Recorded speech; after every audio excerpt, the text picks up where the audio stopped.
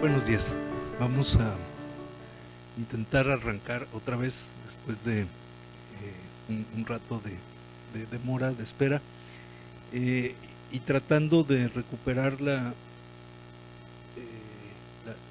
lógica, el hilo conductor eh, expuesto ayer. Entonces, quisiera preguntarles si pudiéramos comenzar, si les parece, con algunos comentarios de parte de ustedes, o empiezo y después podemos hacer eso como ustedes les resultara mejor. Si quieren, hacemos una sesión como de conexión con la exposición de ayer, y esa puede ser una manera fácil de hacerla, pero si a ustedes les parece, si no, empiezo y después podemos hacerlo, ¿sí? ¿Cómo resultaria mejor?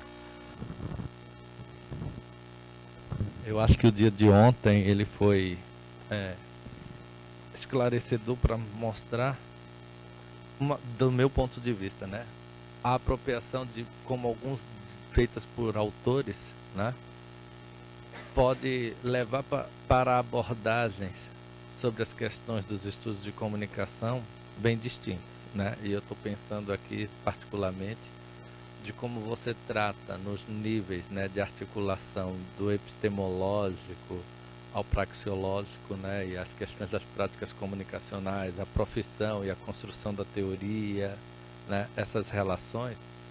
Isso caminha num olhar que vai de uma das normas e recursos das institucionalizações com fundamento e guidance, e a gente percebe que há outras abordagens, como eu citei ontem, né, que abordam o conceito de mediatização, que trabalha essa institucionalidade, mas num termo médio, de identificar como essa lógica institucional se espalha, né, de uma forma generalizada e não chega numa perspectiva de apropriação no âmbito micro de como sujeitos podem articular essas apropriações em planos mais específicos. Então eu acho que, nesse sentido, a concepção da mediação do local e da regionalização trouxe um refinamento e um endosso às nossas reflexões sobre o sentido das mediações, né, que podem incorporar essas mediatizações, mas elas seriam apenas ainda uma parte. Eu acho que, na perspectiva da mediação do local, você tem como sair do específico para outras possibilidades maiores de generalização, né? Esse foi o meu ponto de vista dentro da reflexão de ontem, né, com contribuições muito interessantes, né, nesse ponto de diálogo e de possibilidades de interpretação dos autores. Sí, gracias. Hay una condición importante, bastante obvia, que es no puedo reducir, no puedo enfocar más específicamente una propuesta, puesto que no es el sentido de esto, ni tampoco referirlo a un proyecto concreto de investigación, puesto que no estoy trabajando específicamente sobre eso. Pero la idea de sugerir algunas conexiones, algunas lecturas de distintas perspectivas para encontrar cuál puede ser la más adecuada para la necesidad, la pregunta de cada quien, creo que es un objetivo importante. Entonces, hoy tengo algunas referencias que no estoy muy seguro de cómo trabajarlas, cómo exponerlas, de investigaciones mexicanas que tienen, por supuesto, muchos matices de concreción, tienen una historia sí, particular, interesante, pero que probablemente no sea tan pertinente de detallar en este sentido. Entonces quisiera también, para trabajar eso, tener un diálogo más para ajustar con ustedes hasta dónde sería necesario. Yo no conozco todos los detalles, pero sí se puede trabajar de una manera más amplia, más general o más particular en esos casos. Entonces, eso tendríamos que ir viendo. Tenemos hoy tiempo para hacer un poco de mayor ajuste en las perspectivas, ¿no? de ustedes, no solamente lo que yo tengo preparado, sino, claro, al principio había que poner un marco, pero ahora probablemente lo que convenga sea dialogar más sobre estas cuestiones que están aí presentes, ¿no? Entonces, isso... Não, a gente pode também, na medida em que você for falando, tentar estabelecer conexões com exemplos de pesquisas brasileiras que Claro. a gente conhece. Claro. Nós trabalhamos em redes, né, tanto nacionais e internacionais, que fazem conexões sobre a questão da ficção televisiva, sobre a questão dos usos e consumos midiáticos, a questão da educomunicação, né, do papel das rádios, né, nas culturas. Então a gente tem aí uma possibilidade de identificar aqui alguns projetos que podem estabelecer esse diálogo. Lembrando que, como eu falei ontem, as políticas públicas, elas incentivam a criação de centros de pesquisa para a formação pós-graduada com alguma referência de identidade local. Qual é a especificidade daquele programa para ser criado naquela região? Né? Então, isso é um indutor de desenvolvimento de políticas regionais, no sentido de tentar interiorizar a pós-graduação, que é muito concentrada no litoral, e ao mesmo tempo você desbarra com o paradoxo, que é o desejo dos alunos de estar em sintonia com a discussão dos grandes temas. Por outro lado, esses grandes temas só ganham um sentido de pesquisa nesses contextos se eles tiverem a relação com a apropriação do que é próprio daquelas pessoas sobre esse tema naquele local. E assim vão se fazendo as conexões.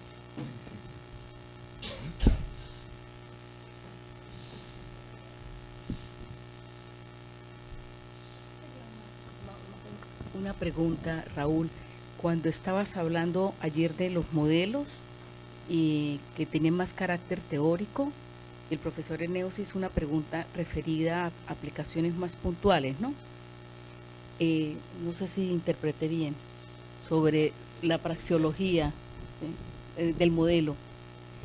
¿No es posible en esa perspectiva hacer esas incorporaciones de diferentes modelos para abordar un fenómeno concreto en la propuesta del autor, de Jensen? Sí. En el cuadro de Jensen, sí. la matriz de... Sí, hay una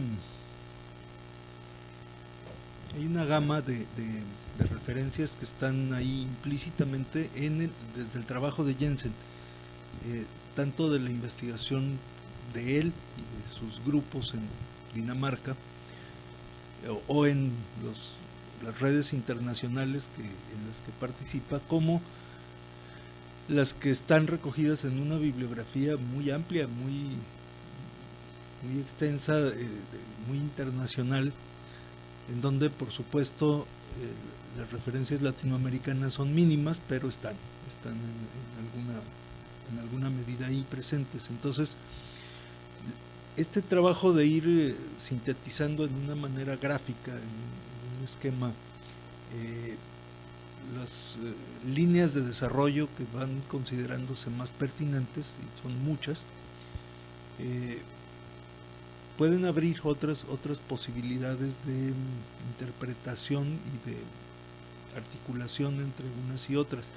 Eso me parece que es una utilidad muy fuerte para usos pedagógicos, para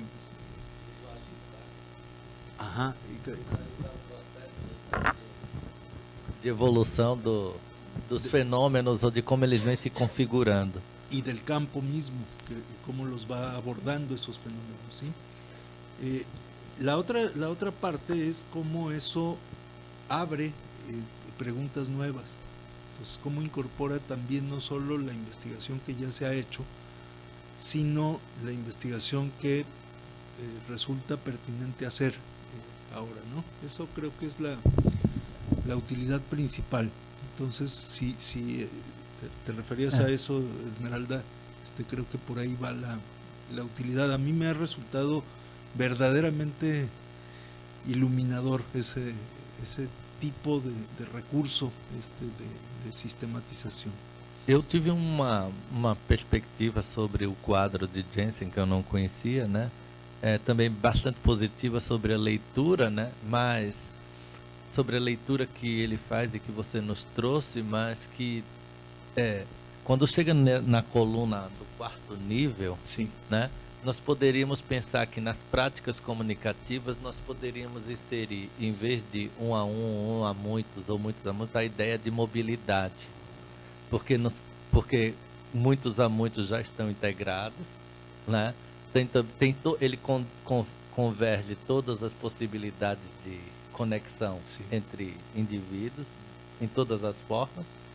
Só que agora tem o nível da mobilidade, mas isso também me parece ainda muito simples, né?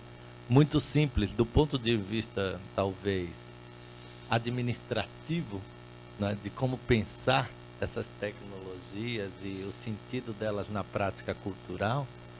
A ideia de mobilidade nos induz e nos joga para uma nova era da pesquisa administrativa da comunicação. Por quê? Nesse sentido também é novo. Mas o que eu penso é que falta uma coisa que a Imaculata observou ontem, que é o sentido, por exemplo, qual é o poder do algoritmo, né? Qual é o poder da lógica matemática que se institui na possibilidade de integração, convergência, armazenagem, circulação, porque é mais complexo. Não é mais ligar os pontos já estão ligados, agora é recuperação de dados, não é só comunicação, é também informação, né? O próprio meio constitui, né? Então, é muito simplista apenas acrescentar no quadro, nas práticas comunicativas, a ideia de mobilidade como síntese de todos os processos de práticas comunicativas. Por outro lado, demanda uma formulação teórico-metodológica que conceba a crítica sobre o que está subjacente, que é muito forte, porque a matemática do cálculo ponto a ponto é diferente da matemática da recuperação e do cruzamento de informação, né? Da construção de perfis, que é muito mais complexo. Né? Ayer señalaba que esta síntesis, este esquema, me parece uno de los recursos de interés mayor en el manual de investigación de Jensen, pero mencioné también los dos capítulos que tienen que ver con la ubicación contextual de las prácticas de comunicación. Son dos capítulos que fueron trabajados primero en esta publicación llamada Convergencia en 2010 y luego incorporados al manual en 2012, y que los tengo en la bibliografía trabajada y por lo tanto en los archivos que ya copiamos en la computadora para que se puedan disponer aquí en la medida en que sea pertinente. Están todos los textos mencionados ayer y hoy, son 26 en total. Entonces, estos dos capítulos del manual de Jensen ayudan a complementar también con otras condiciones discutidas el aporte de este cuadro. La idea de los contextos es muy adecuada para los propósitos de este curso, porque aquí no queda más que insinuado cómo estas prácticas que usan estos medios o estos tipos de sistemas de mediación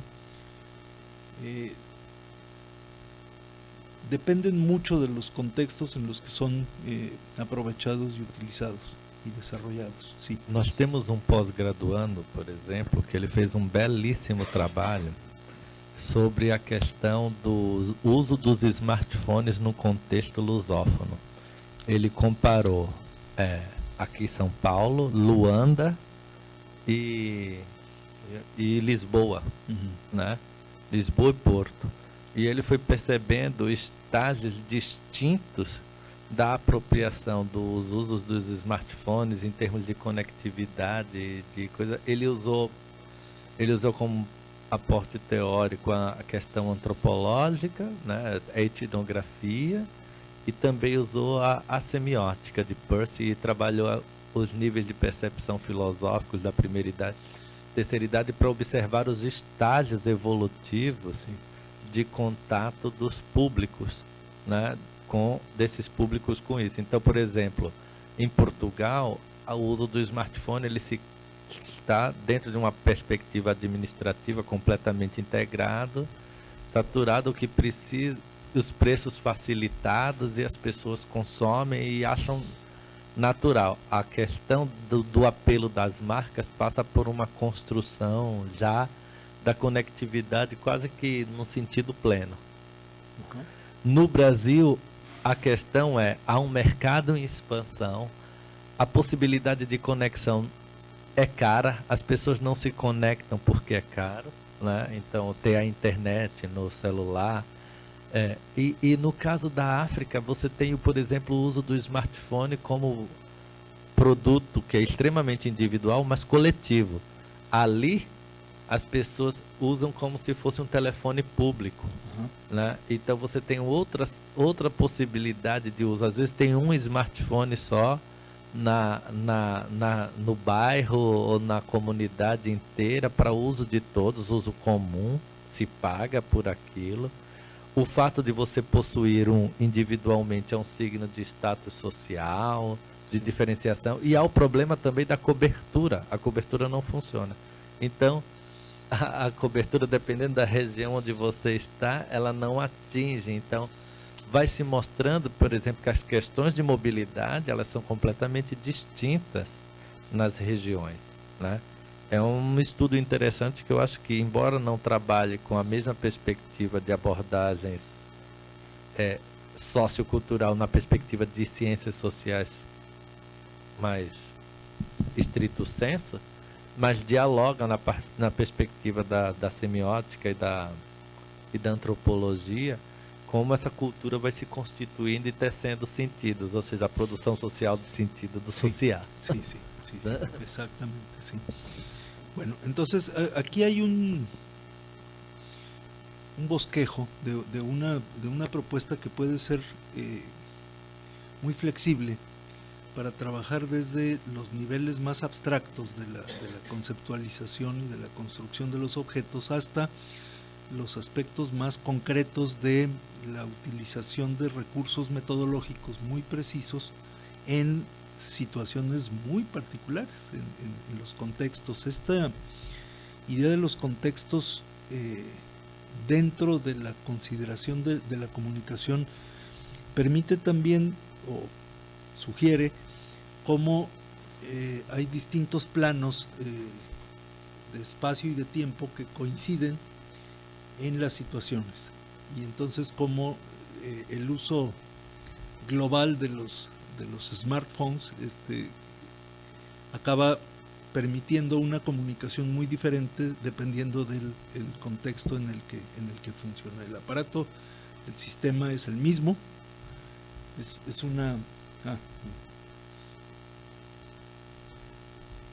una concreción, digamos, de una tecnología de medios que viene a la vanguardia, pasando de esa interfaz entre la telefonía e internet, o sea, esta mezcla, digamos, digital que permite la movilidad, pero cuyos usos comunicativos dependen también de otros factores y no solo de lo que el aparato tiene como parte de su diseño, ¿no? Entonces, eso me parece que es una cuestión fundamental y que va quedando cada vez más clara la necesidad de tener presente estas condiciones contextuales, que no es nada nuevo, pero que a propósito de la idea de que todo es sí, de que la globalización ha homogenizado todo, entonces tenemos que reconocer que sí hay unas dimensiones globalizadas o homogenizadas, pero otras no. Entonces, las que tienen que ver con las prácticas comunicativas en general están más atadas a lo particular que a lo global. Y vamos a ver qué sucede con eso después, puesto que la tendencia parece indicar que irá creciendo esa proporción de lo que es más homogéneo, más global, más universal, como usos, en la medida en que los usos de los recursos se van extendiendo más entre la población y se va como estableciendo una manera más universal, más común de usar esos recursos, ¿no? Eso puede ser, siempre está presente, por ejemplo, una caída de sistema en términos globales, y eso sería realmente una catástrofe como de película apocalíptica. ¿Qué sucedería si se cortaran las comunicaciones que no... La imagen de una nube en donde está toda la información fluyendo y bajo control es una imagen poco realista, es una metáfora, puesto que esa nube en realidad está hecha de hardware, de fibra óptica, que tiene su lugar físico en lugares determinados, pocos, pero interconectados, y una interconexión así sea muy parcial, que se rompe, puede ser una catástrofe en muchas regiones al mismo tiempo, porque no están tan localizadas tampoco esas usos, esas zonas de uso de la infraestructura que soporta las comunicaciones digitales globales.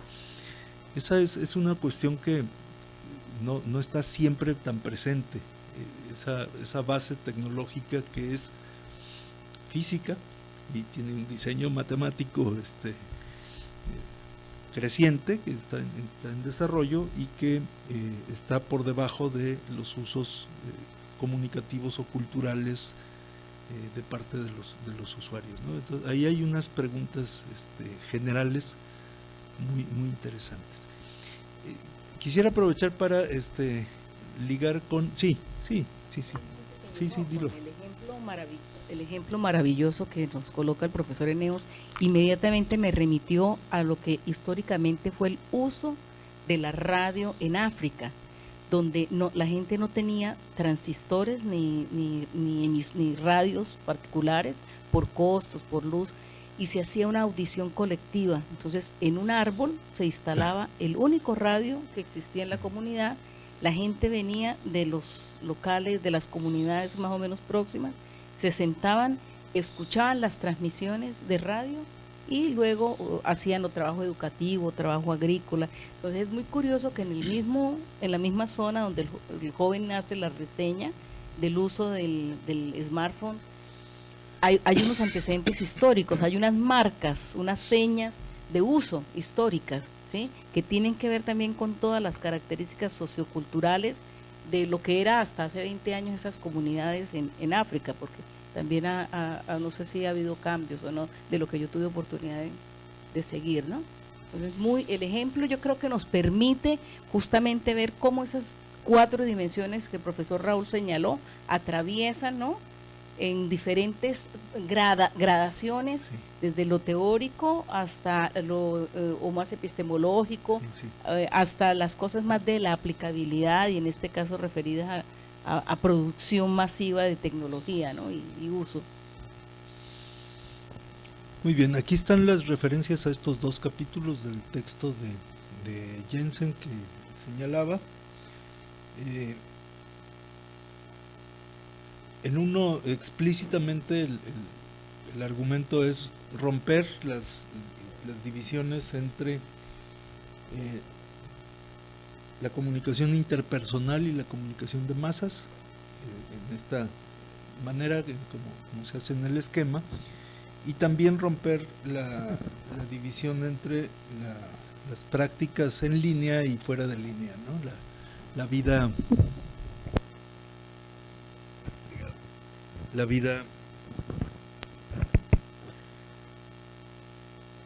vida cotidiana que nos obliga a cada vez mayores proporciones de la población del mundo, no a todos, pero crecientemente, de una manera muy rápida, a vivir en este umbral entre las relaciones online y offline, ¿no? La vida de carne y hueso, que no ayuda convertirla en las relaciones virtuales contra las reales, puesto que o todas son virtuales o todas son reales, o como alguna vez decía Castells, la cultura de la virtualidad real es en la que vivimos, ¿no? Bueno, el otro capítulo es esta construcción de las escalas espacio-temporales desde el punto de vista de los contextos culturales de los medios y la comunicación. Esa dicotomía entre medios y comunicación, esa es otra que en lugar de romperse se ha ido estableciendo cada vez más. Pero en ese capítulo, que es el capítulo 11, si no estoy equivocado, Jensen retoma estas propuestas de cómo construir, digamos, los contextos en términos regionales en distintas escalas, desde lo más cercano y próximo en la interacción cotidiana hasta las escalas, digamos, globales, pasando por las distintas formas de regionalizar esas escalas. Bueno, voy a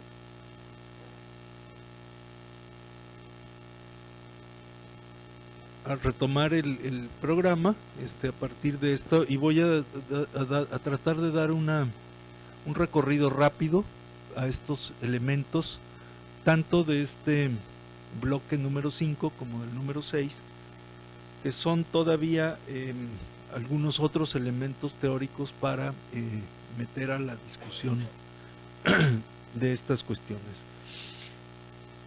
Uno es el regreso, así como me pareció importante recuperar una lectura actual de Giddens, también una revisión después de muchos años de no haber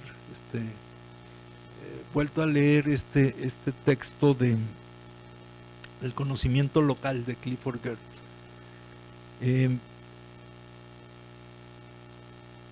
Como ustedes saben, Clifford Geertz se hizo famoso, se hizo un personaje muy prestigiado y muy reconocido en la Academia estadounidense cuando a principios de los años 70 hizo una crítica y propuso un cambio radical en la antropología académica estadounidense y creó esta idea, digamos, esta concepción semiótica de la cultura, o esta antropología interpretativa que tuvo una influencia desde entonces muy fuerte también en otros campos cercanos al de la antropología. En este libro de 1983 sobre el conocimiento local, lo que hace Gertz es recuperar muchas de las críticas y del impacto que su obra de interpretación de las culturas generó 10 años antes y desarrollar algunas reflexiones más epistemológicas, más generales, más filosóficas sobre las implicaciones que tiene el trabajo antropológico como él lo estaba desarrollando y como lo desarrollaban otros antropólogos, ¿no? Me parece interesante recuperar un par de ideas que están ahí en ese texto. Hay muchísimas cuestiones que recuperar. Es un temario de fuerte influencia en el estado actual de desarrollo de las ciencias sociales, y al mismo tiempo un texto publicado ya en una revista de comunicación, Communication Theory, por un par de académicos que leen el trabajo de Clifford Geertz en clave abierta y plenamente de comunicación.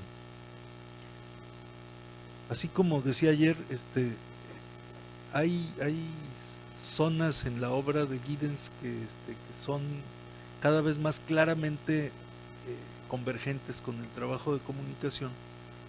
En el trabajo de Clifford Geertz sucede algo parecido. El término clave, por supuesto, es etnografía, que es el método en general que define, desde un punto de vista muy debatido, que define la constitución disciplinaria de la antropología. La antropología es una disciplina en la medida en que comparte en todos sus practicantes el método etnográfico. ¿Qué es la etnografía? En ese texto de Clifford Geertz hay un concepto bastante desarrollado de qué implicaciones tiene, y es muy preciso. Me llamó la atención esta definición. La etnografía es una empresa histórica, sociológica, comparativa, interpretativa y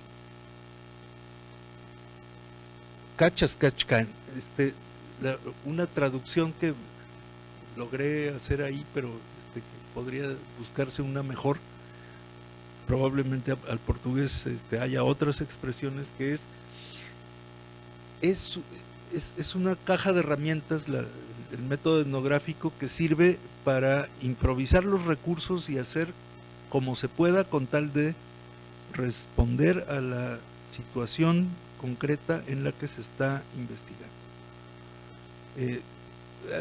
Esa expresión coloquial debe tener sus equivalentes en otros idiomas, ¿no? Pero el propósito de la etnografía es volver inteligibles asuntos oscuros, contextualizándolos. La etnografía es un trabajo de reconstitución de los contextos en los que suceden las cuestiones, ¿no?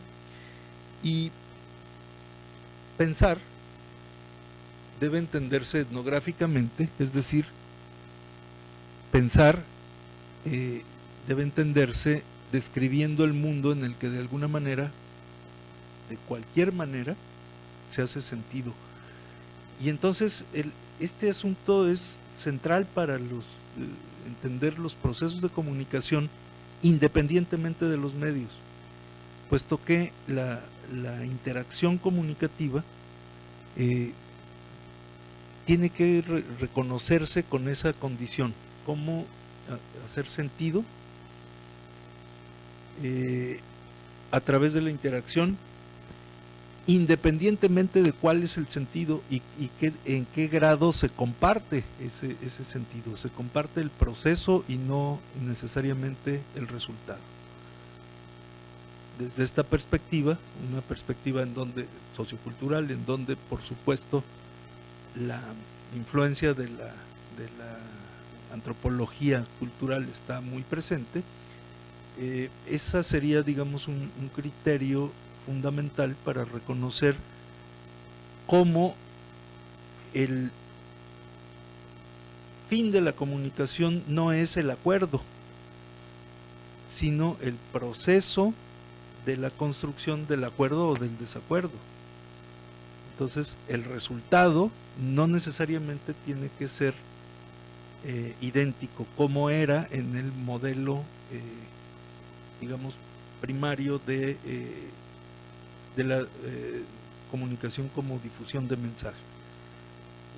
La medida del éxito de la comunicación era, y sigue siendo, en la medida en que eso sigue siendo el paradigma dominante, sigue siendo la diferencia que hay, que debe ser mínima, entre el mensaje emitido y el mensaje recibido. Esta es otra consideración completamente diferente. El resultado no es lo que determina la comunicación, sino el proceso.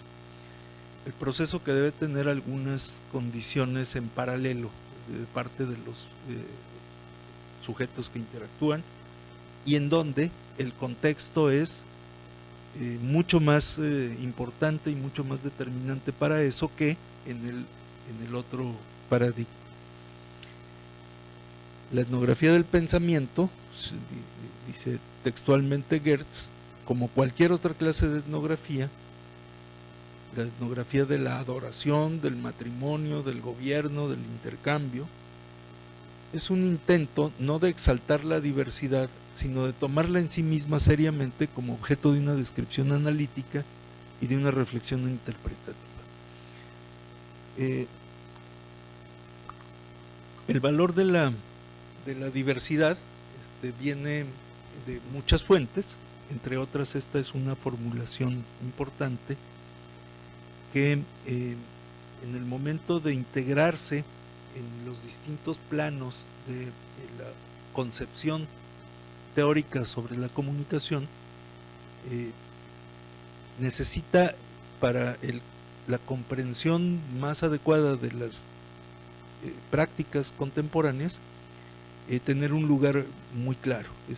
La diversidad en el plano ontológico, en el plano epistemológico, en el plano praxeológico, es decir, la valoración de la diversidad por encima de la uniformidad o de la homogeneización, y en el plano metodológico, cómo trabajar con esta característica de la interacción humana. Bueno, los autores que encontré, entre muchos otros que discuten más contemporáneamente y desde los estudios de comunicación, aportes como este de Clifford Geertz, este texto de Crady y Murphy, recuerdan, construyen el puente, digamos, conceptual, citando esta noción de cultura, que es un patrón históricamente transmitido de significados incorporados en símbolos, es un sistema de concepciones heredadas expresadas en forma simbólica, por medio del cual los hombres se comunican, perpetúan y desarrollan su conocimiento y sus actitudes ante la vida.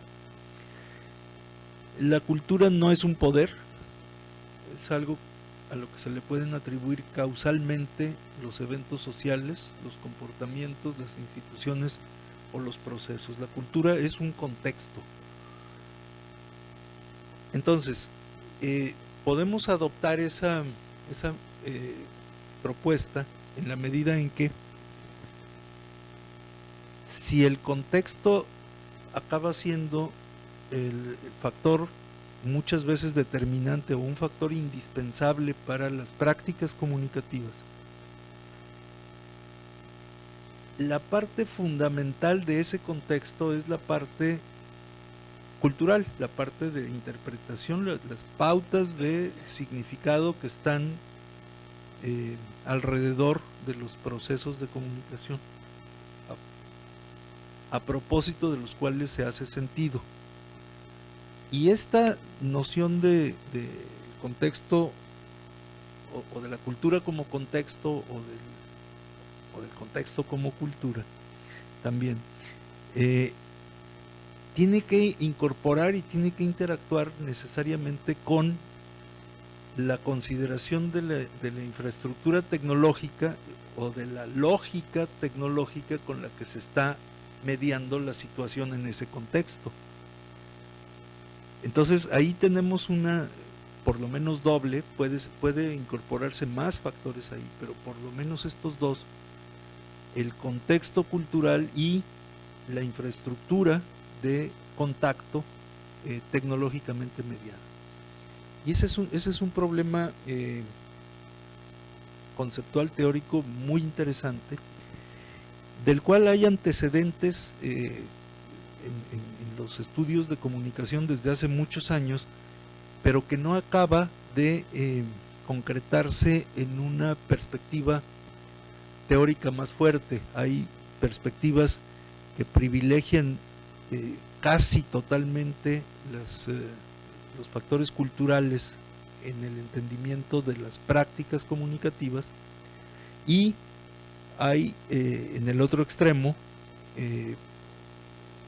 perspectivas que privilegian casi totalmente, por encima de cualquier otra cosa, el factor tecnológico. El factor tecnológico puede también entenderse, y una buena manera de entender la tecnología es entenderla como recurso cultural, como producto de la cultura, y sin embargo no acaba de aprovecharse, digamos, esa riqueza conceptual, que es una mejor concepción de la tecnología que la superficial, que consiste en solamente ver las consecuencias de la instrumentalización de los recursos para ciertos fines, ¿no? Entonces, ahí hay una discusión que en la complejidad de la concepción sobre la cultura como contexto, y en la complejidad de la noción de tecnología como cultura, como producto histórico, como resultado y no solamente como dispositivo,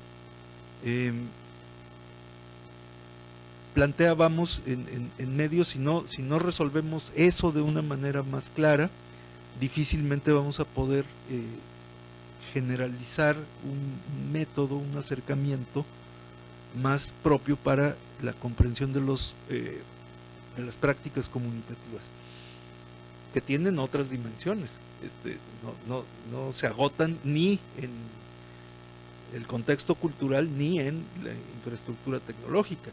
Hay más en las prácticas comunicativas, pero esos son, digamos, los parámetros básicos, ¿no? Desde este punto de vista, al menos.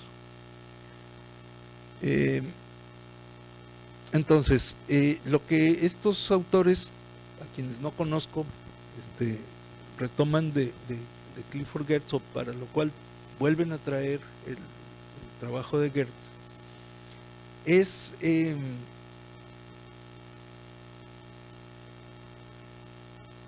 cómo aprovechar estos avances para establecer un análisis de campo, el análisis de campo en el sentido etnográfico, no de campo sociológico, sino campo, el trabajo de campo, fieldwork, de los antropólogos, que articula las particularidades de lo local en su contexto estructural y comparativo. Y entonces el término de translocalismo, para reconocer lo que en otras terminologías más provenientes de la economía, por ejemplo, se conoce como los procesos de globalización, puede también servir como un puente conceptual para abordar estos problemas, este tipo de problemas con los que nos estamos enfrentando en este seminario. Un paréntesis aquí para hablar de otra perspectiva, otra dimensión. ¿Cómo se cómo se están construyendo globalmente y localmente los procesos de estudio de la comunicación. No de la comunicación, sino de estudio de la comunicación. En los últimos años, en los tiempos más recientes, me he involucrado en un proceso que ha sido muy interesante de la reflexión sobre la historia de la institucionalización de los estudios de comunicación en una perspectiva internacional. Lo que desde distintas perspectivas se ha hecho desde hace muchos años en México y en América Latina, hubo una oportunidad, una ocasión de conectarlo con lo que se ha estado haciendo en otras regiones del mundo, y ha sido muy interesante. Está un comercial ahora, está por aparecer en un par de meses un libro producto de el trabajo de la iniciativa de estos autores de Pete Simonson y David Park. Ahora cito a Park en la siguiente lámina, sobre la perspectiva internacional, las perspectivas internacionales de la historia del campo académico de la comunicación, en donde entre muchos capítulos diferentes hay dos capítulos latinoamericanos, uno escrito por mí sobre América Latina visto desde México, y otro sobre Brasil escrito por Immacolata y por Richard Romancini. Entonces ahí tenemos un lugar en el conjunto mundial que da lugar a cuestiones muy interesantes. Dos de ellas están puestas en esta lámina. No hay prácticamente nada que permita reconocer en la escala internacional, es decir, la relación entre países, así dicho de simple, que caracterice los estudios de comunicación. No hay. Hay algunos estudios nacionales, y de esos son muy pocos y muy cerrados, muy aislados. Hay muchísima información generada sobre el campo en Estados Unidos, incomparablemente menos, mucho menos que lo que hay sobre Estados Unidos, sobre otros países, unos cuantos países, y sobre la mayor parte de los países hay prácticamente nada que se conozca o que esté accesible o que se haya estudiado sistemáticamente, porque el conocimiento informal que está ubicado en cada lugar, en cada país, no se ha formalizado y no se ha difundido más allá. Y entonces no ha habido manera de construir, digamos, una perspectiva internacional. Lo que ocupa el lugar de eso es un modelo imperialista, obviamente. Entonces, todo se ve con los lentes de las historias particulares, a veces muy parroquiales, de lo que ha sido el campo en Estados Unidos, como sucede con muchísimos otros objetos. Bueno,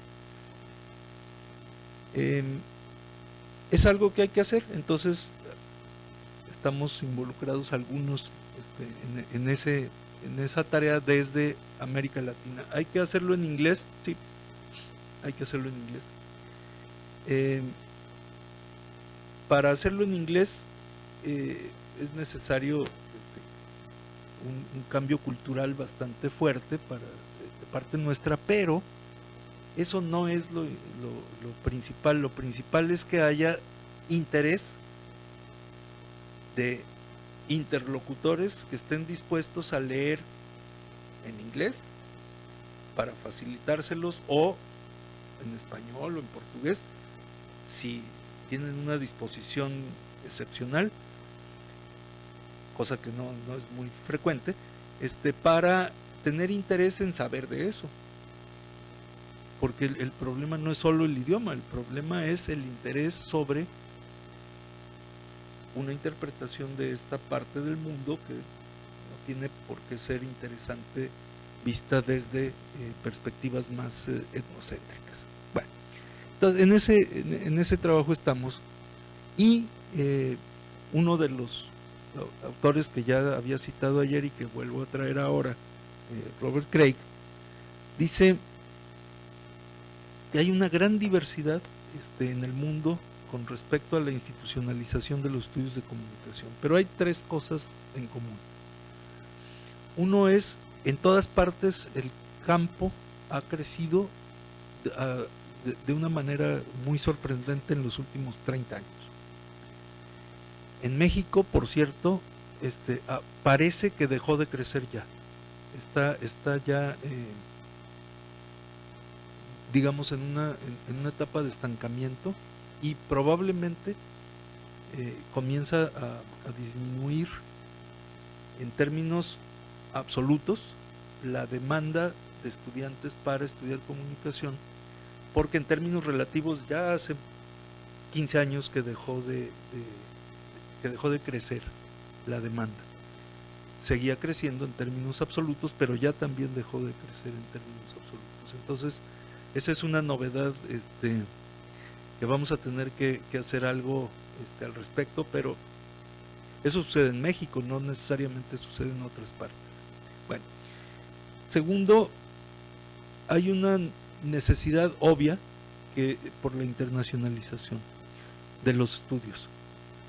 Es obvio porque los procesos objeto de estudio están en una fase bastante avanzada de internacionalización. Y tercero, comunicación ha sido como el nombre más comúnmente adoptado en todas partes para denominar estudios bastante diferentes. No tienen tanto en común como el nombre. Entonces, comunicación significa cada vez más cosas, lo cual es lo mismo que significa cada vez menos. Es una etiqueta de uso generalizado. Bueno, y esto es un poco el diagnóstico de cómo está muy recientemente, en 2013, esta especialidad, digamos, de historiografía del campo, ¿no? Hay muy pocos estudios contextuales, muy pocos estudios que analicen los estudios de comunicación en sus contextos. Eso es muy curioso. La mayor parte de los estudios disponibles en el mundo, o en inglés,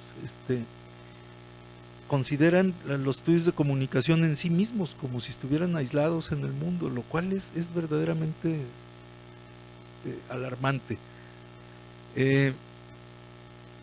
Claro, abrumadoramente la mayoría se refiere a América del Norte y a algunos países de Europa. Hay pocos estudios que comparen tradiciones nacionales y menos aún que traten de ser historias internacionales. Hay un texto muy interesante que viene de un proyecto largo de una investigadora alemana que es parte de un grupo muy activo en estos campos, que compara sistemáticamente la historia de los estudios de comunicación en Alemania y en Francia, y que descubre las enormes diferencias de concepción y de desarrollo y de contextualización de los estudios de comunicación en los dos países, que no han sido países muy armónicos entre sí en la historia en general. Al contrario, son países muchas veces enemigos, no solo adversarios, sino enemigos abiertos. Y visto desde América Latina, donde hay desde siempre una influencia intelectual francesa bastante marcada, como en México ha servido mucho históricamente la influencia francesa para compensar la estadounidense, que está tan cerca, pero también ha habido una influencia alemana que es muy diferente en sus métodos y en sus valoraciones, pero que está ahí. Y entonces las mezclas, por ejemplo, que se han hecho de esas influencias, de pensamiento sobre comunicación originalmente alemán o francés, en México no tienen por qué ser parecidas a las que se han hecho en Brasil o en Colombia o en Costa Rica. Sí, y entonces el mosaico se hace enormemente complejo, pero está muy lejos de poder ser abarcado con una mirada más sistemática, ¿no? En fin, hay áreas del estudio de las historias, como el de estudiar la historia de las instituciones o la historia de los personajes, de las biografías, muy importantes. Yo creo que es importantísimo porque no está en esta base de datos de donde salen estas conclusiones, que revisen el trabajo de José Márquez de Melo, para que puedan enriquecer algún caso que es muy especial, es un caso muy notable en el contexto mundial, pero bueno, eso como aparte.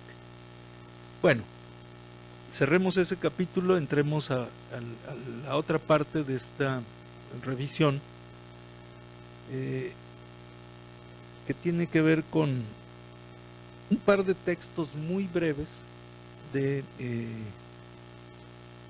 dos autores, digamos, importantes. Eliseo Verón, que recientemente falleció y que tiene un lugar importante en estas discusiones. Ahora es muy problemático, pero eso viene un poco después. Y Craig Calhoun-que, sociólogo estadounidense, que tiene una lectura publicada muy crítica y muy interesante sobre los estudios de comunicación. Entonces, primero Verón. Hay una ubicación de la comunicación en la cultura que tiene que ver con esta formulación sociosemiótica de Verón. Este es un texto de 1991 que yo descubrí, es una conferencia escrita en inglés que descubrí en el sitio que conocí cuando murió Verón. No había tenido contacto nunca con un texto así. Y me parece interesante porque es una explicación rápida y bastante sencilla del trabajo de Verón de esos años, en que todavía era un importante agente de los estudios de comunicación en Francia. Entonces, esta concepción semiótica o sociosemiótica de la relación entre comunicación y cultura, que es diferente de la predominante, si no tiene muchos nexos con la antropología interpretativa de Goethe, sino en todo caso con Lévi-Strauss. En fin, la traigo por una coincidencia que después voy a recuperar. Los procesos sígnicos, son procesos tanto sociales como temporales. Bueno, sí, tienen que entenderse en su contexto. Y esta es una representación de la comunicación y no de la semiosis, puesta en términos de semiosis, que lo pongo aquí sabiendo que esa representación de los procesos de comunicación desde el punto de vista de la semiosis son teóricamente muy discutidos. porque esa versión de Peirce, que en esa época manejaba Verón, acabó siendo una de las versiones no predominantes en los años siguientes. Estamos hablando de un texto de hace 25 años. Pero si esa propuesta hubiera tenido una mejor suerte en el campo de los estudios semióticos, entonces probablemente tendríamos un recurso distinto y adicional a los que ya tenemos, que son muchos, pero no suficientes, que es la pregunta sobre la comunicación. La cuestión central sobre la comunicación es doble, es decir, cómo se produce sentido, que esa es una expresión que yo tomé del Liceo Verón en otro momento, cómo se produce sentido y cómo se ubica en el proceso la relación entre los interpretantes, a los cuales recurren los interlocutores, y cómo se comparan entre sí los objetos que median esta interacción, esta interacción mediada por sí, ¿no? por representámenes. Bueno,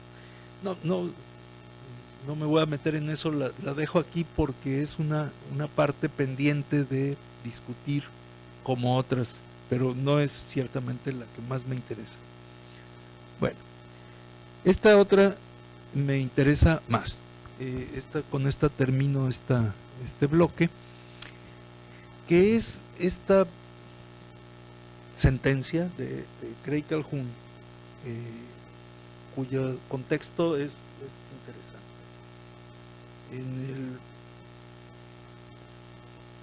En 2001, la ICA, la International Communication Association, puso como lema de su conferencia la centralidad de la comunicación.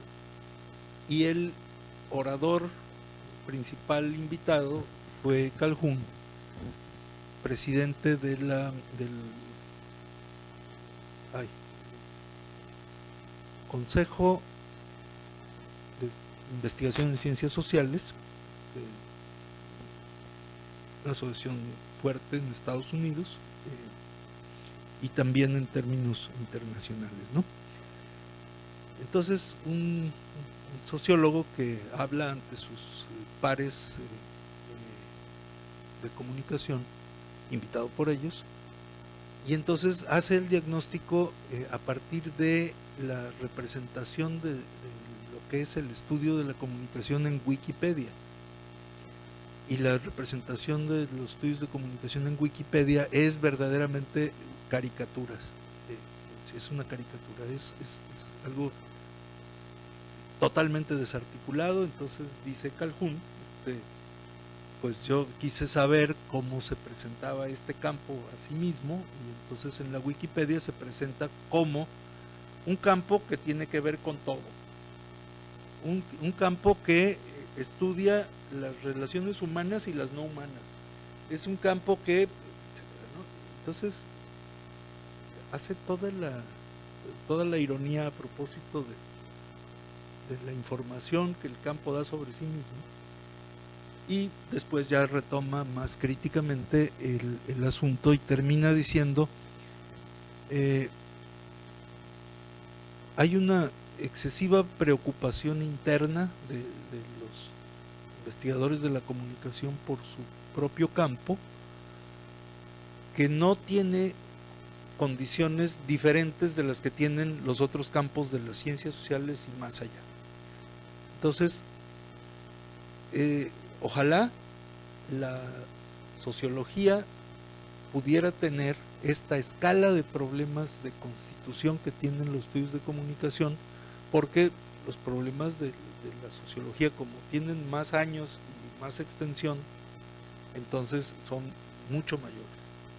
La crisis, digamos, de la constitución institucional de la sociología es incomparable con lo que veo desde ahí sobre los estudios de comunicación.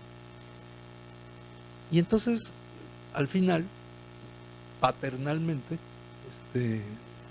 da consejos, es decir, no se preocupen, ¿sí? No se preocupen.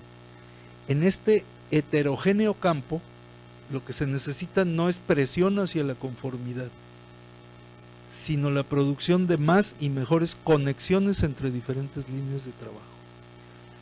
Una parte del diagnóstico en todas partes es la fragmentación. Cada vez las distintas líneas de desarrollo tienen que ver menos unas con otras.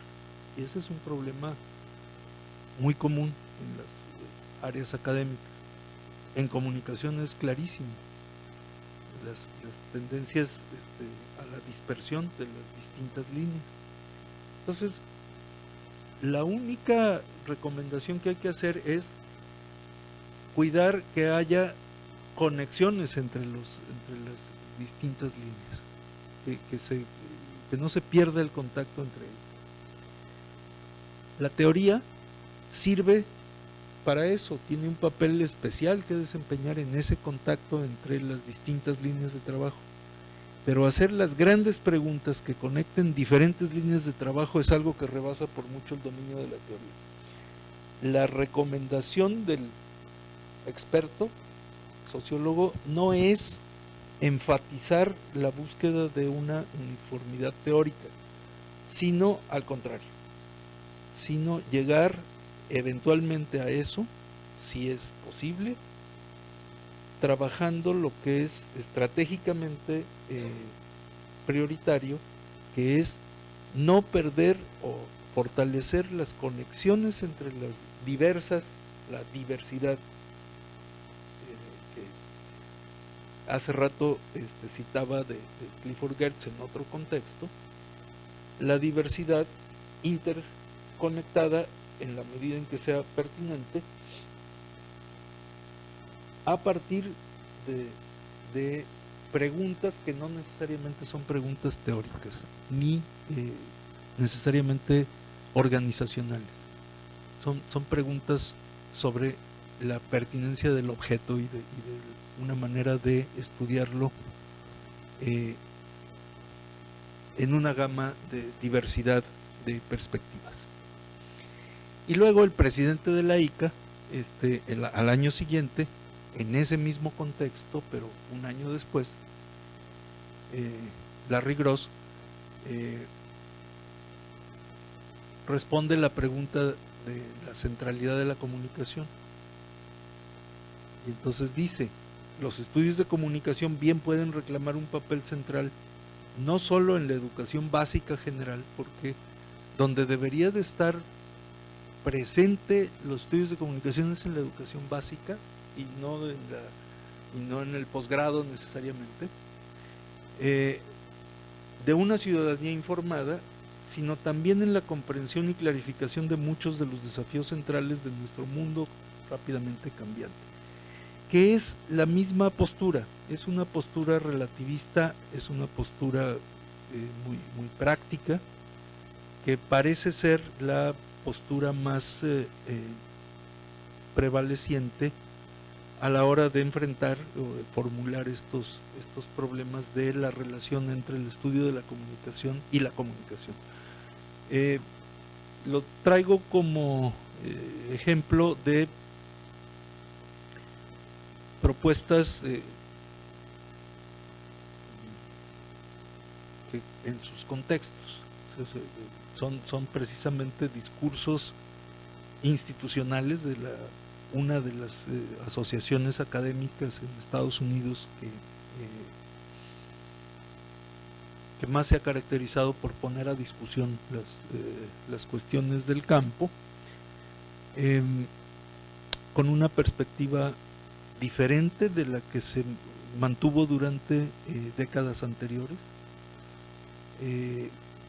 en varios sentidos. La propuesta de constitución del campo no ha sido todo el tiempo una sola, pero sí ha tenido momentos en que la tentación, digamos, de una construcción monolítica en términos intelectuales ha sido predominante.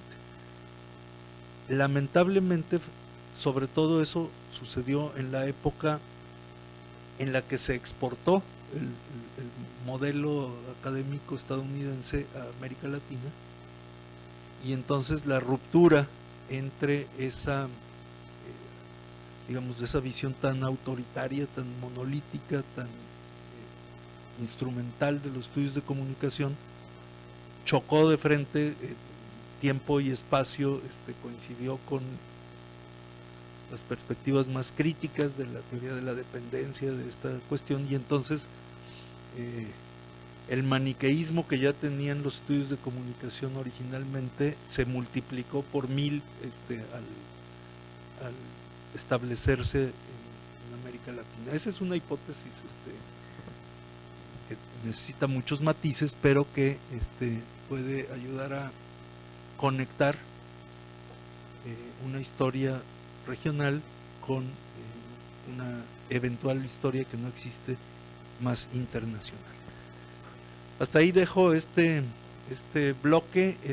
Creo que hay 3 diferentes perspectivas ahí, que alguna de ellas puede tener también alguna conexión hacia lo que sigue.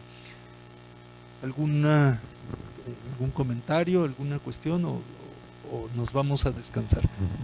No sé, ¿algo más, o mejor hacemos un pequeño descanso?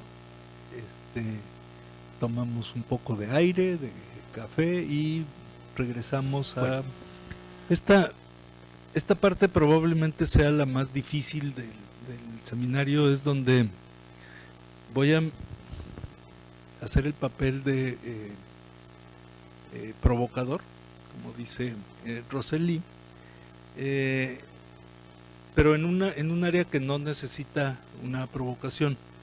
Voy a hacer una declaración en principio. Hace algunos años, gracias al trabajo de contacto, digamos, que ha sido por varias vías, pero especialmente por la LAIC, gracias a la LAIC, he podido ver una manifestación de ese debate brasileño sobre las mediatizaciones y las mediaciones y esa cuestión. Un debate que en México no existe. Esos términos en México no se discuten. En otros países de América Latina, quizá con la excepción de Argentina, creo que tampoco. Y entonces es una de las cuestiones de muchas que descubre uno en Brasil, que no existen en otras partes, que son como características muy brasileñas.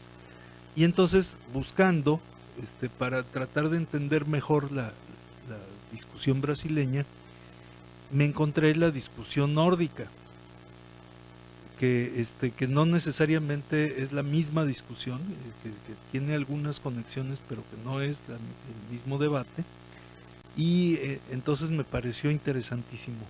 Pero yo no tengo bueno, sí tengo una postura, la voy a decir de entrada para que quede claro cómo estoy ubicado en este momento con respecto a esa polémica. Entonces lo digo de entrada.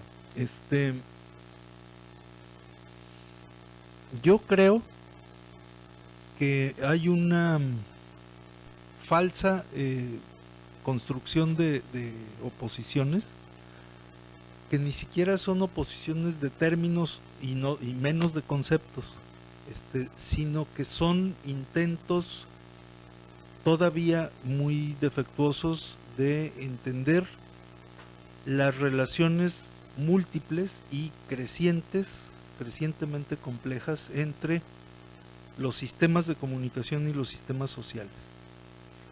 Esa creo que es la cuestión central, y entonces no importa cómo se discuta y cómo se le llame a los términos, son intentos de entender eso, que es una cuestión muy importante. Mi curiosidad intelectual a propósito se basa sobre todo en la versión de Manuel Martín Serrano, en aquella obra de 1987, se llama La mediación social, con la cual trabajé en aquella época, bueno, en los años, principios de los 90, algunas derivaciones que me hicieron ir hacia las raíces, digamos, conceptuales del desarrollo de Manuel Martín Serrano, en estos términos de una lógica de donde vienen los términos y un rastreo conceptual que pasa sobre todo por Hegel. Entonces ahí me pareció muy fuerte el estímulo, creció más mi respeto intelectual por Manuel Martín Serrano, a quien conozco desde hace 35 años, y entonces digo, pero todas estas discusiones brasileñas, nórdicas, alemanas, americanas ya están empezando a hacerse sobre la mediatización. Primero, desconocen el trabajo de Manuel Martín Serrano. Segundo, repiten una problematización que está dada desde hace 30 o 40 años en el campo, no solo por Martín Serrano. En aquel momento, en los años 80, 90, esa probablemente era una postura muy extrema, pero ahora me parece que es un asunto que está más claro, como ha sucedido con el trabajo de algunos autores importantes. Quiero mencionar, por ejemplo, el trabajo de Antonio Pasquali, que 50 años después tiene una vigencia que no es la misma que cuando los textos se escribieron, o el trabajo de Jesús Martín Barbero, 30 años después, desde los medios a las mediaciones, tiene otra relevancia, que no es la misma que por la que empezó. Estas recontextualizaciones creo que son importantes, y entonces yo me ubico con respecto a esa polémica un poco desde esa postura muy marginal, puesto que el trabajo de Manuel Martín Serrano no es muy popular, ni muy reconocido, ni muy influyente tampoco, aunque es muy sistemático y muy importante, ¿no? Bueno, entonces ese es mi punto de lectura. Desde ahí leo estas cuestiones. No me sirve para descalificar lo que veo, pero sí como para poner un punto de referencia propio en estas cuestiones, ¿no? Entonces voy a recuperar algunos avances, algunos aportes de la polémica brasileña en un texto de José Luis Braga, y una parte de la versión nórdica, con un texto el más reciente, en el libro de Jarbart, en donde recupera muchas de las anteriores, que me parece muy impresionante cómo ha ido trabajando él el concepto en evolución. No es el mismo concepto ni la misma postura 5 años antes o 5 años después. Bueno, y también, por supuesto, voy a recurrir a 3 textos que están en este número de matrices. Uno de Liceo Verón, otro rescatado coincidiendo con cuando falleció, un texto de Andrés Hepp y un texto de Immacolata que recupera en un diálogo con Jarvard y con otros nórdicos esta confrontación, digamos, de perspectivas latinoamericanas o brasileñas y nórdicas de una manera bien interesante. Bueno, empiezo por ahí, empiezo por citar el trabajo de Immacolata, en donde ella pone en el frente el proceso de construcción del modelo de las mediaciones de Jesús Martín Barbero como representación central de la perspectiva latinoamericana para el estudio de la comunicación, especialmente de los estudios de recepción. Esa es una cuestión muy importante, porque es muy distinto hablar en términos de, o sea, poner esta cuestión de los conceptos de mediación y de midatización desde el punto de vista de los estudios de recepción, que desde el punto de vista de los estudios de producción, que desde el punto de vista más amplio de los estudios de comunicación. Y entonces ahí creo que hay una clave para entender mejor la discusión. El punto de partida es que Jesús Martín Barbero se ha negado sistemáticamente a trabajar con una definición de mediación. Son su lógica de los mapas nocturnos, que dan una orientación no explícita, no sistemática, no tradicional al desarrollo conceptual y al acercamiento entre la interpretación más teórica, histórica y la investigación empírica. Lo digo con toda tranquilidad, puesto que también tengo todos los años de cercanía, digamos, con el trabajo de Jesús, incluyendo algunos pocos episodios de discusiones. Muy difícil discutir con Jesús, pero algo se puede conseguir con continuo, con paciencia, ¿no? Bueno, y desde un principio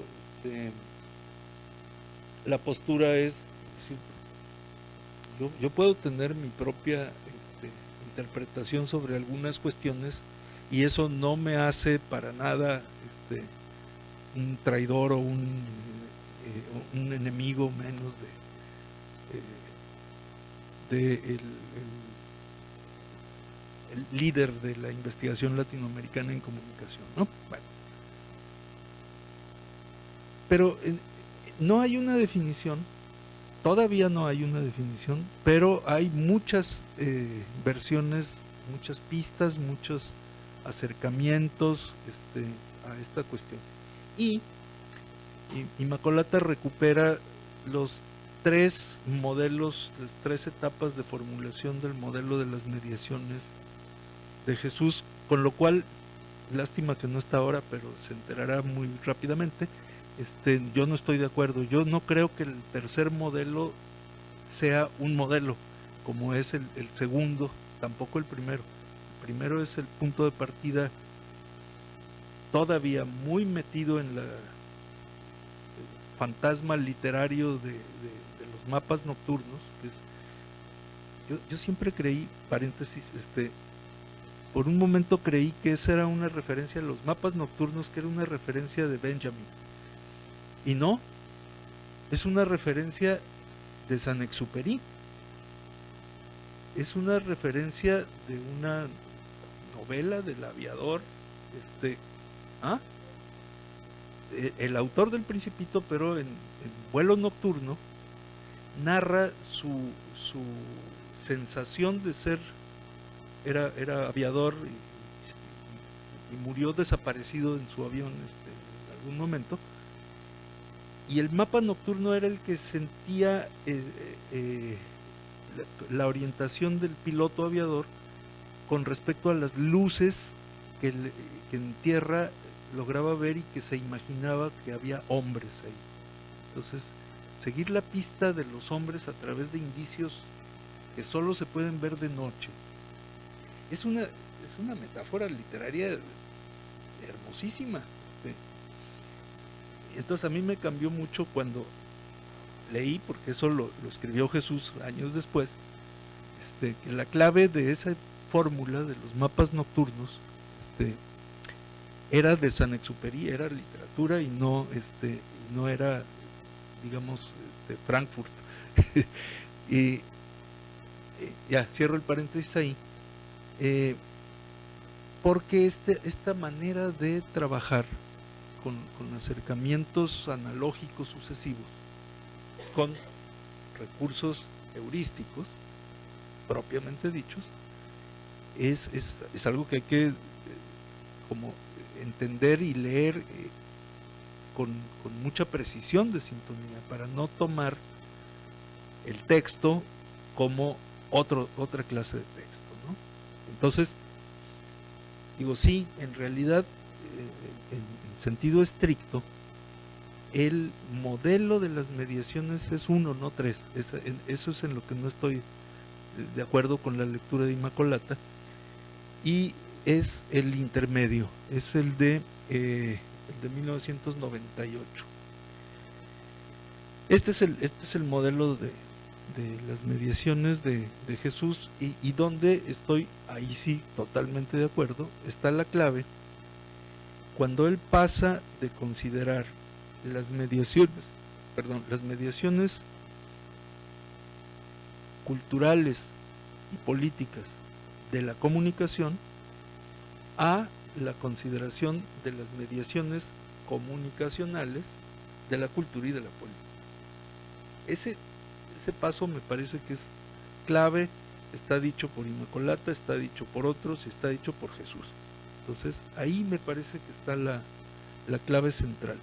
Pero lo que hace después todavía no está formulado, este acercamiento en donde parece darle mucha más primacía en esta concepción de las mediaciones comunicativas de la política y de la cultura, la primacía que parece darle a la tecnología. No estoy seguro de que esa sea. Sí me consta que hay una incorporación que no estaba antes del factor tecnológico, que en un momento dado descubrió Jesús, y yo lo vi descubrirlo. Fue el tiempo que estuvo en Guadalajara trabajando con nosotros, principios del siglo, y es verdaderamente maravilloso cómo cambió su perspectiva desde la operación académica cuando descubrió Internet y cuando descubrió los recursos de la digitalización puesta al servicio de lo que él ya conocía y trabajaba muy adecuadamente, ¿no? Bueno, entonces quiero señalar eso porque me parece que no es tratar de interpretar lo que si el trabajo de Jesús Martín fuera más ortodoxo positivista, eso nadie lo dice, pero por absurdo, pero entonces no hay que tratar de entenderlo así, sino en su propia lógica, que tampoco es tan esotérica ni tan oculta, va dando las pistas para el desarrollo de sus propuestas de interpretación. Y no son esas claves tampoco coincidentes en el término mediación, en el concepto de mediación, en el uso de los modelos de mediación, no son y son cada vez menos similares o conectados con los de Martín Serrano, que es de donde sacó el término Jesús. Jesús, el año que estuvo trabajando en Madrid con Martín Serrano, tomó esa lógica, pero la desarrolló como él, no como Martín Serrano. Entonces, hay esa característica que sí me parece que es muy importante de poner en el contexto de el lugar que ha tenido Jesús Martín Barbero en la investigación latinoamericana, pero que no necesariamente puede dialogar directamente con otras perspectivas, ni con la estructura más lógica de la propuesta de Martín Serrano, ni con las propuestas más sociológicas, literarias, antropológicas, políticas, etcétera, de el debate, o las más estructurales, por ejemplo, de Verón, en los términos de discutir esta relación entre mediaciones y mediatizaciones. Bueno, entonces ese es un punto de partida que quiero poner como muy claramente, porque este modelo me parece que es muy interesante, muy importante, todavía tiene mucho jugo que hacer, y aquí en las zonas sombreadas con azul, yo puse, eso no está así, yo puse sobre el modelo los temas de investigación, las tendencias de investigación que en ese mismo texto, en ese mismo prólogo, a la edición del 98, no es la última, no es la sexta, sino la anterior, el mismo Jesús va poniendo qué es lo que hay que incorporar como objetos en ese modelo, ¿no? Eso me parece más productivo que otra discusión, ¿no? Bueno, entonces yo personalmente me quedo con este modelo intermedio, el segundo de las mediaciones de Jesús Martín. Voy un poquito a Martín Serrano.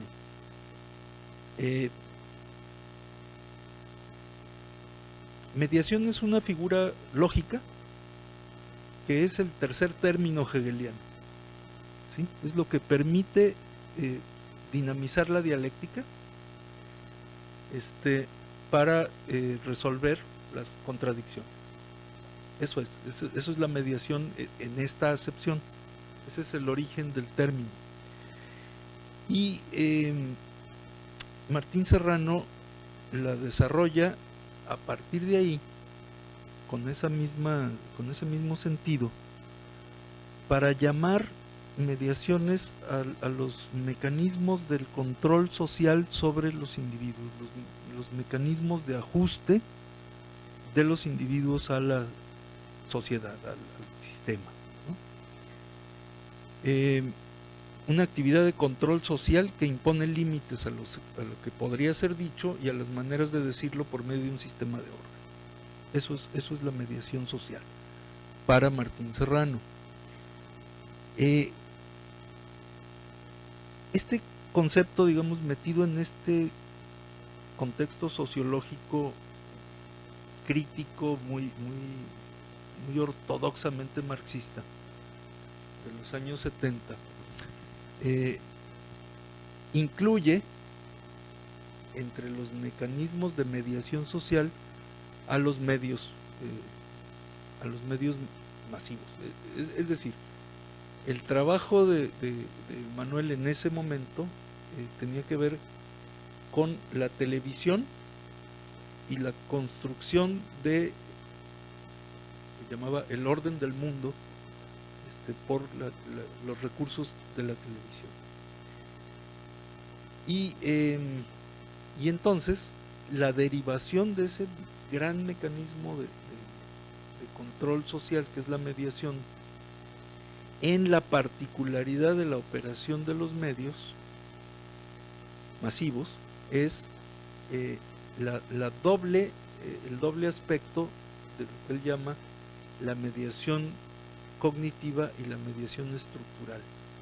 Así las llama él, pero es un, digamos, un modelo de investigación empírica, es un recurso metodológico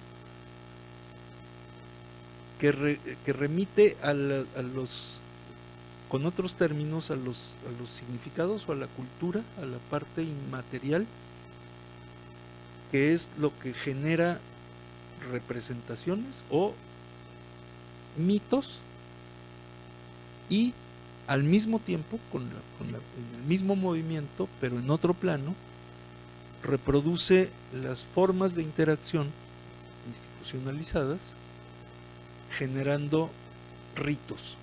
Entonces, la mediación social en comunicación masiva es una operación que articula mitificación y ritualización en una misma operación. Esa es, digamos, la propuesta metodológica usada ahí, ¿no? Bueno, no tampoco me voy a meter más en eso, pero me parece que ese concepto, aquí citado directamente Manuel, y puesta su sonrisa, otra vez, ¿es simpática o es irónica? Tiene que ver con esta, por lo menos, doble nivel de significado del concepto, que es absolutamente, ¿cómo se dice esto? No, es el mismo en dos distintos planos. Se llama, ¿ah? Sí, pero es el principio de los fractales, como no, homólogo, ¿sí? Es el mismo concepto en dos escalas diferentes, ¿no? En la escala más operativa y más empírica de la operación comunicativa, y en el aspecto más amplio de como control de la vida social, ¿no?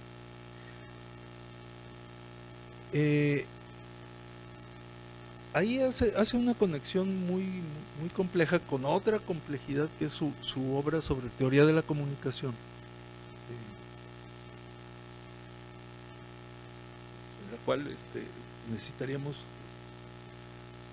otro día, por lo menos, para entrar por ahí, pero que en ese contexto mantiene ejemplarmente la consistencia del concepto, ¿no? A lo que voy es, en la mediación social está esta versión consistente en distintos planos para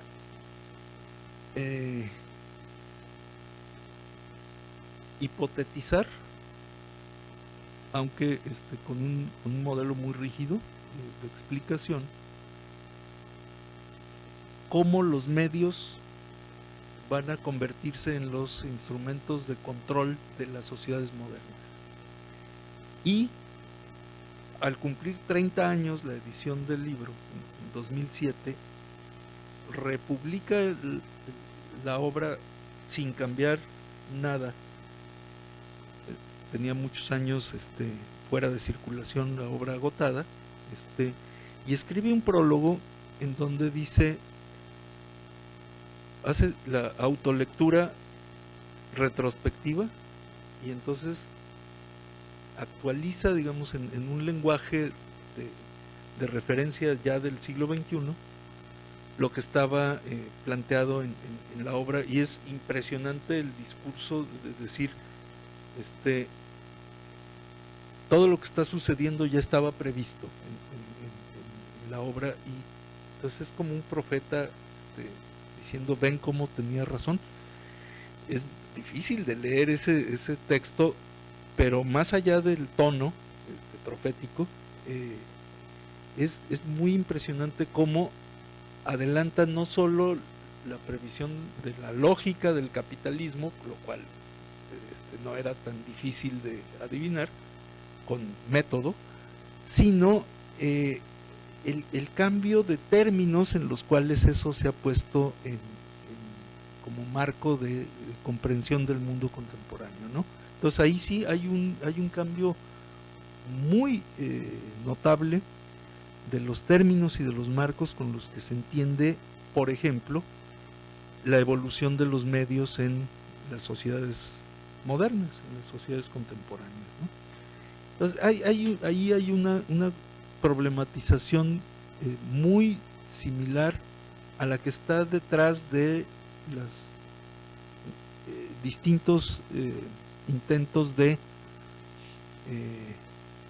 captar estas lógicas históricas y esta operación muy concreta de los medios bajo un término como mediatización. Yo creo que eso es exactamente, o no exactamente, pero muy aproximadamente lo que Manuel Martín Serrano había trabajado hace más de 30 años con el concepto de mediación. Bueno. Sí. Ese es otro. No, sobre todo de Jesús Martín Barbero. Sí, más de Jesús Martín Barbero, sí, pero es otro. Tampoco es muy muy cercano. Porque lo que estaba pensando Guillermo cuando hizo eso fue en los problemas metodológicos concretos de la investigación de campo, de la investigación de recepción, cosa que a Jesús no le preocupaba para nada en ese momento, incluyendo el famoso proyecto de las telenovelas latinoamericanas que para Jesús fue un trabajo inconcluso, digamos, ¿no? Un trabajo conflictivo. Bueno, entonces, me parece que leyendo a Jarvard, se vuelven a pensar con otro tipo de marcos, el mismo tipo de problemas, pero mucho más avanzados en términos de la comprensión de los medios contemporáneos. Es mucho más compleja y mucho más difícil que la comprensión de los medios en los años 70. Y entonces reconstruir esa trayectoria de cómo ha sido la relación, cómo ha sido evolucionando la relación de los medios en la sociedad contemporánea, que es, digamos, el sentido más fuerte del concepto de la mediatización de la sociedad, en donde los medios tienen un papel cada vez más importante, tiene otras condiciones, ¿no? Bueno,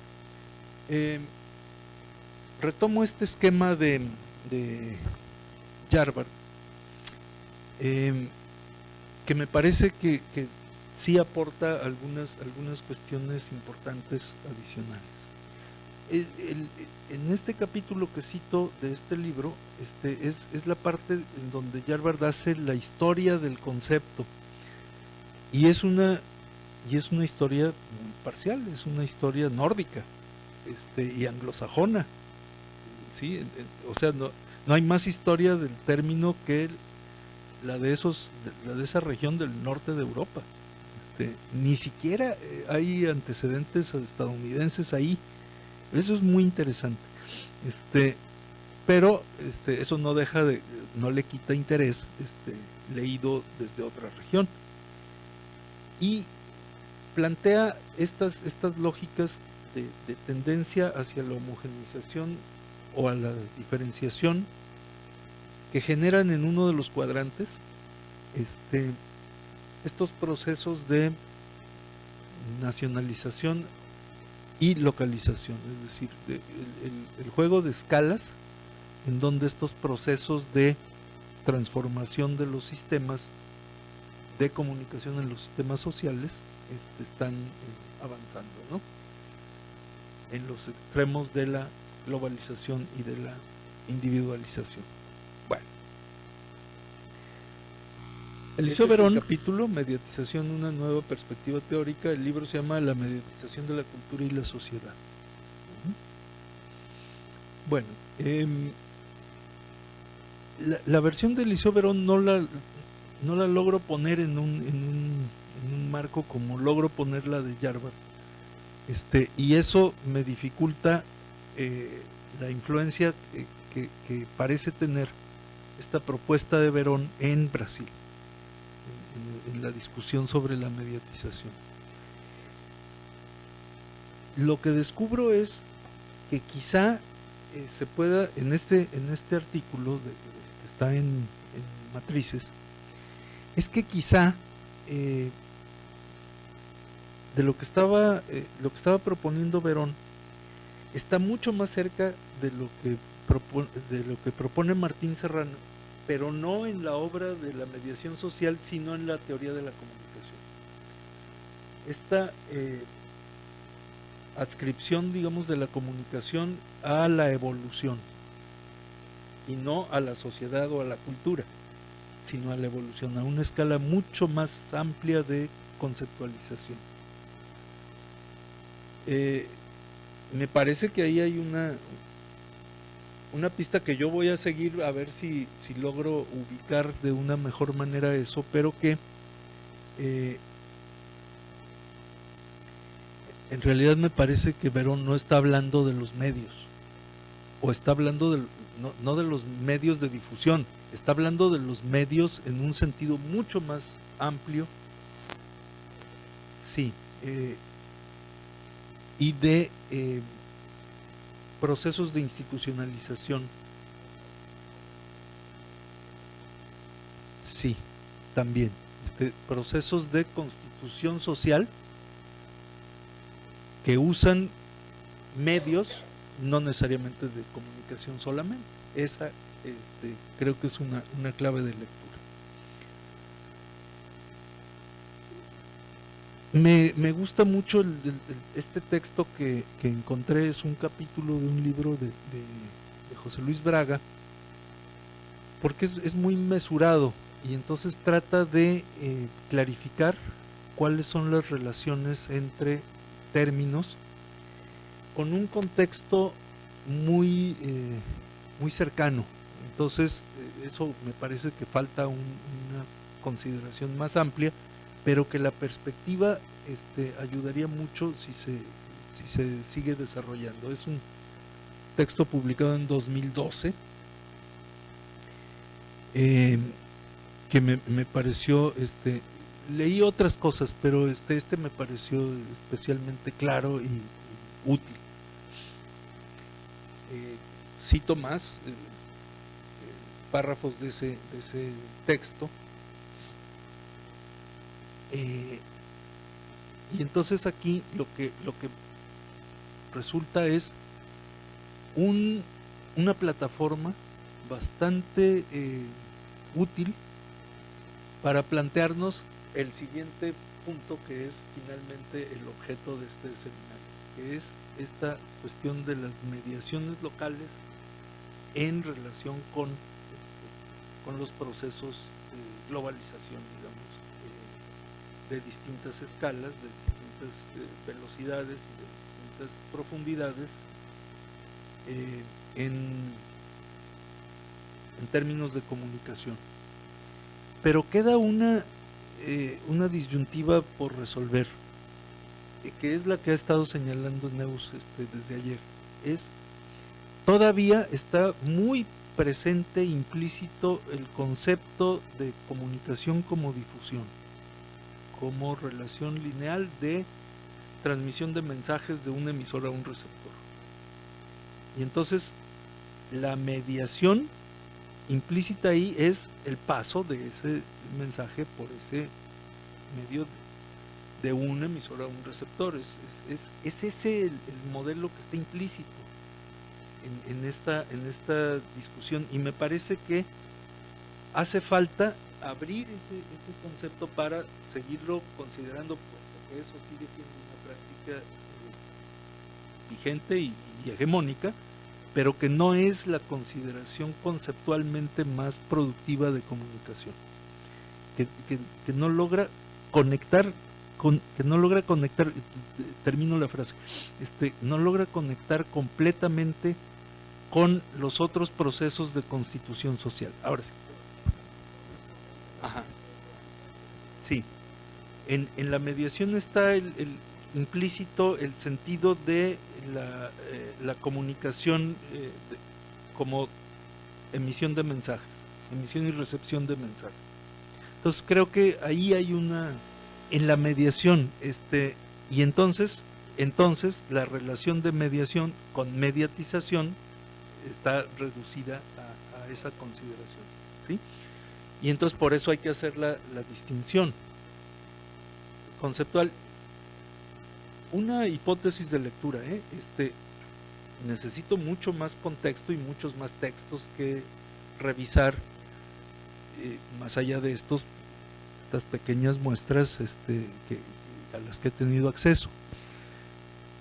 Y la pista que me da por ahí la tomé de una relación que María Ángela Matos, con quien trabajé el año pasado más de cerca, retoma de José Luis Braga, que es el concepto de interacción que está detrás de esta polémica. Eso me parece que es una clave importante. Entonces, yo no tengo una salida, tengo hasta aquí una clave de lectura de esta polémica. Me parece que es una polémica demasiado complicada para lo que puede haber detrás, y que es pertinente si no se convierte en una polémica de términos, sino en una búsqueda de modelos conceptuales más amplios para dar cuenta de fenómenos sociales más complejos. Eu acho que nós podemos recomeçar a parte da tarde a partir desses cruzamentos, que eles dão debates bem interessantes. E é um pouco também o cenário em que a gente se encontra no momento, né? Também de tentar buscar e posicionar diferenças, porque elas não são apenas diferenças teóricas, elas às vezes surgem como diferenças de demandas políticas, né? De um grupo que tenta se sobrepor a outro nas tensões do campo e que perdem às vezes de vista a dimensão epistemológica. Eu diria que é lugar para os vários conceitos, mas é preciso recuperar o sentido epistemológico de cada um deles nos seus limites e suas contribuições. Uma vez feito isso, eu acho que aí uma boa base de diálogo para começar tudo.